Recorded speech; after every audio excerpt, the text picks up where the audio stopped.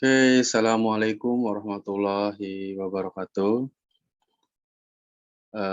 Welcome to my channel with me, Mr. Rico. Today we will talk about, breaking news in here. So, if you hear or read a news at the newspaper or watching a news at television, it's mean you learn about news item. So this material is for class 12. Okay, actually news item itu adalah sebuah berita ya. Jadi berita yang sering kita baca atau yang sering kita lihat di TV, di televisi. Nah itu namanya disebut dengan teks news item. Yap, apa itu news item? Nah, news item itu adalah text which inform the readers, listeners, or viewers about events of the day in chronological order. Jadi news item itu adalah sebuah teks yang menginformasikan kepada si pembaca atau si pendengar atau orang yang melihat tentang suatu kejadian pada hari tertentu atau pada hari tersebut atau pada hari itu dalam bentuk yang berurutan. Jadi kejadiannya itu berurutan. Jadi pada hari ini misalkan terjadi apa, nah itu diceritain secara berurutan kejadiannya, beruntun kejadiannya itu seperti apa aja sih. Jadi agar informasinya itu utuh gitu. Nah, di sini chronological order-nya atau urutannya ini bisa berdasarkan urutan waktu. Jadi misalkan jam 7 seperti ini, jam 8 seperti ini, jam 9 seperti ini, urutannya pada hari itu aja ya. Jadi ini kejadiannya pada hari tertentu saja. Jadi tidak menceritakan hal-hal yang jadi di sini intinya adalah news item ini kejadiannya up to date gitu ya. Jadi di berita hari apaan, di beritanya hari ini. Oke, bisa juga berbentuk tempat, urutan kejadian ini berurutan secara tempat atau bisa berurutan secara kejadian. Oke, jadi yang berurutan ini, saya ulang lagi, berurutan berdasarkan waktu, berurutan berdasarkan tempat, dan berurutan sesuai dengan kejadiannya itu sendiri. Itu. Nah, terus apa sih tujuannya dari teks news item ini? Tujuannya itu atau the social function of news item is to inform readers, listeners, or viewers about events of the day, which is considered newsworthy or important. Jadi di sini tujuannya adalah untuk menginformasikan atau memberi informasi, to inform, kita underline di sini. Intinya adalah to inform readers, atau our listeners, jadi memberi informasi ya. Jadi kalau ada pertanyaan di ujian, what is the function of the text? Nah, kamu cari yang jawabannya to inform. Kalau teksnya ini adalah berbentuk news item atau berita. Oke. Jadi di sini kejadian tentang about event of the day, kejadian pada hari itu, which is considered newsworthy. Nah, terus beritanya ini berita yang sangat penting gitu ya, berita yang penting atau berita yang ingin diketahui oleh banyak orang atau yang harus diketahui oleh banyak orang. Oke, jadi intinya social function di sini to inform readers. Nah, next ada generic structure, bentuk struktur dari teks news item ini. Yang pertama ada headline atau biasanya judul ya, judul dari teks tersebut. Terus yang kedua summary of events. Summary of events ini dia menceritakan siapa pelaku yang terlibat di dalam berita ini, atau apa kejadiannya, di mana kejadiannya, atau when, kapan kejadiannya, atau why, bagaimana kejadian itu terjadi. Gitu. Yang terakhir ada quotes atau kutipan ya. Jadi kita mengambil dari siapa nih sumbernya gitu. Terus siapa yang mengatakan tertentu gitu. Jadi harus ada sumbernya berita itu. Tidak boleh berita itu apa namanya, menurut si ini, tapi kita nggak jelas siapa orangnya, itu nggak boleh. Jadi harus jelas siapa yang menyampaikan atau sumber berita ini dari siapa itu harus jelas. Gitu. Ini diambil dari buku pegangan siswa ya, dari Kemdikbud. Oke, ini contoh dari sebuah news item atau sebuah berita. Oke, di sini judulnya adalah Indonesia reports list daily COVID-19 cases in over a year. Jadi Indonesia melaporkan katanya laporan harian tentang COVID-19 ini adalah yang terendah nih, maksudnya kasusnya rendah selama in over a year, selama setahun ini, selama setahun terakhir ini, gitu. Monday September 2021. Nah ini kejadiannya berarti pada hari ini nih, pada hari Monday, Senin, tanggal 20 September 2021.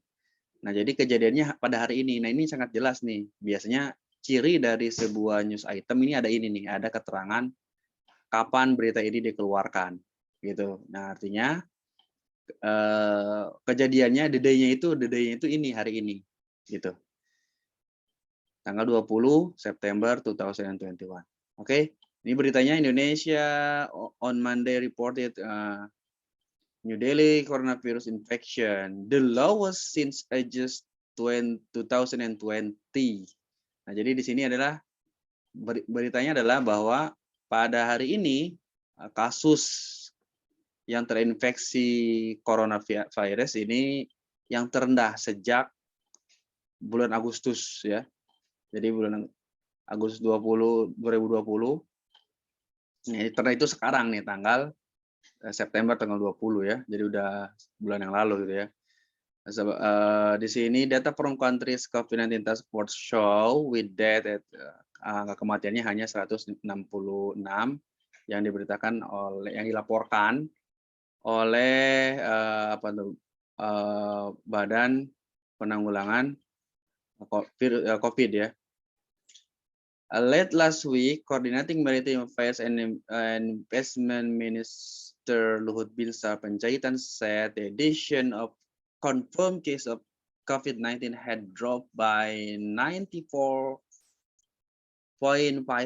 since the peak in middle July. Oke, jadi di sini akhir minggu lalu katanya, di sini Menteri Koordinator Kemaritiman dan Investasi, urusan investasi, yaitu Pak Luhut Binsar Panjaitan mengatakan bahwa addition to confirm cases of katanya yang terkonfirmasi kasus COVID-19 ini turun 94%, 94,5% sejak meningkat pada pertengahan Juli. Jadi pada bulan Juli kemarin itu kasus ini sangat meningkat ya, sangat tinggi, banyak sekali yang kena COVID. Nah, sekarang pada hari ini pada tanggal 20 September 2021 ini turun drastis.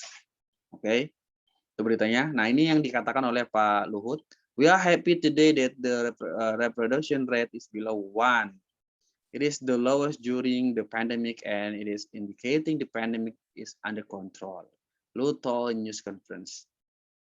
Oke, jadi di sini yang dimaksud dengan headline atau title ya, itu yang judul berarti yang ini nih. Ini sebutnya dengan headline. Oke. Indonesian Report. Nah, oke. Terus summary of events. Nah, itu isi beritanya. Gitu. Dari sini Indonesia on Monday sampai sini. By Oktober sampai sini nih. Nah, yang terakhir ini quote nih, karena dia mengambil dari quote yang ini, oke, quotes. Ini yang paragraf terakhir. Nah, berarti di sini quote-nya ini dari Pak Jokowi ya. Jadi kita ngambil di sini Pak Jokowi mengatakan bahwa pemerintah harus bla bla bla bla gitu ya dalam memerangi COVID-19. Oke. Baik, selanjutnya language feature of news item. bahasa yang apa namanya, language feature itu bahasa yang ada di dalam news item. Oke, yang pertama di sini language feature-nya gaya bahasanya dia yang pertama menggunakan action verb, pasti ya. Jadi action verb ini adalah kata kerja yang menyatakan sesuatu yang dilakukan gitu. Jadi ada action verb, ada satu lagi disebut dengan mental verb. Mental verb itu kata kerja yang tidak kelihatan bentuknya kayak gimana. Contohnya kayak misalkan understand. Understand itu kata kerja. Nah, tapi dia bukan action verb tapi mental verb. Jadi kata kerja yang hanya bisa apa namanya, dibayangkan, dipahami gitu, cuman nggak tahu kayak gimana bentuknya. Tapi kalau action verb ini kata kerja yang kelihatan. Kayak gimana bentuknya itu nyata, itu pasti ada ya dalam bentuk item. Using saying verb. Saying verb ini contohnya kayak gini nih. Saying verb itu kayak yang Luhut told. Nah ini nih. Luhut told atau yang ini Mr. Jokowi said, ya paragraf terakhir nih, Antara Presiden Joko Widodo atau Jokowi said that. Nah ini namanya disebut dengan using saying verb, sebutnya saying verb atau indirect speech. Indirect speech itu kalimat tidak langsung ya. Using passive voice ya pasti ya, menggunakan kalimat pasif. Contohnya kalimat pasif di sini coba yang mana? Coba ada nggak di sini kira-kira? Oke. Yang mana kira-kira? Passive voice. Oke, head drop. Nah, ini bisa nih head drop. Ini passive voice nih kalimat. Dikonfirmasikan bahwa telah turun sejak oke. Jadi kalimat pasif di sini ya. Oke. Lanjut. Oke, nanti kita akan bahas lebih lanjut tentang passive voice-nya kayak gimana ya di pertemuan selanjutnya. Using adverb, menggunakan keterangan, bisa keterangan waktu, bisa keterangan tempat, pasti ada ya, di mana kejadiannya, kapan, gitu. Selanjutnya using past tense, in explaining news event. Biasanya dia menggunakan past tense ya, simple past tense. Kalau kejadian udah berlalu, berarti ditulis di beritanya, pasti kemarin mengatakan gitu, misalkan itu pasti menggunakan past tense. Nah, tapi dia juga kadang menggunakan simple present tense dalam mengungkapkan fakta. Gitu.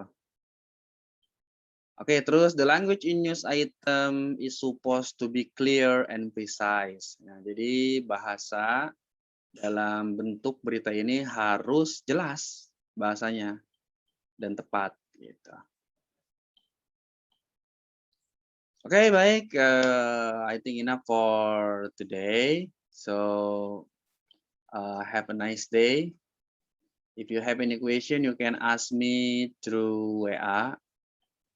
Or you can ask your teacher at school. And don't forget to like, subscribe, and share this video. If you need this video, you can download it. It's okay. Thank you. Assalamualaikum warahmatullahi wabarakatuh.